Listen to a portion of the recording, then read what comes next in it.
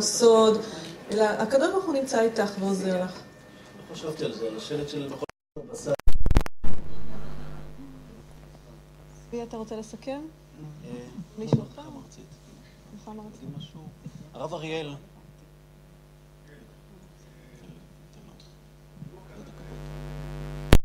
בעצם לשאול את אותה שאלה בכיוון ההפוך.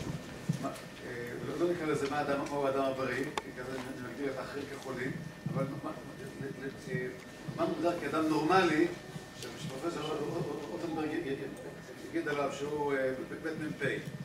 השאלה היא, האם נורמלי זה נקבע רק על פי פרמטרים סטטיסטיים, מה שנמצא בין הקצוות בחברה, או שזה על פי פרמטרים תרבותיים, או אפילו אידיאולוגיים ופילוסופיים, כדוגמת הגדרה של הרמב"ם בשמונה פרקים, שהוא מגדיר חולה נפש כמי שמתקשה לממש בדרך הראויה את הערכים המוסריים שלו בתרבות פשוט, שיש לו בעיה במידות. אז אני רוצה לסכם את השאלה, איך מגדירים אדם נורמלי? זה בכנס הבא. בינתיים, אני מציע שנסיים את הכנס בבית מ"פ של הכנס הזה לפחות. אני חושב שאנחנו עשינו כנס יפה.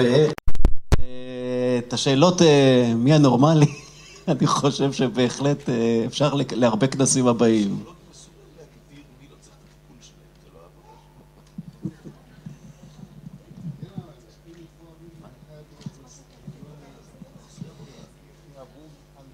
טוב, תם ולא נשלם, אני חושב שיש עוד שאלה, את רוצה להתעקש על זה או ש...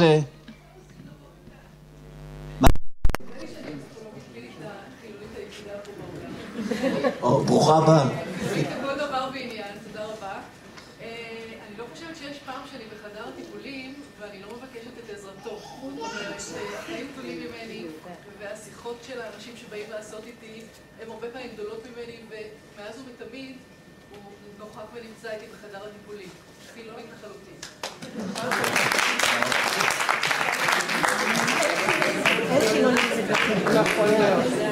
תודה רבה, ביום טוב.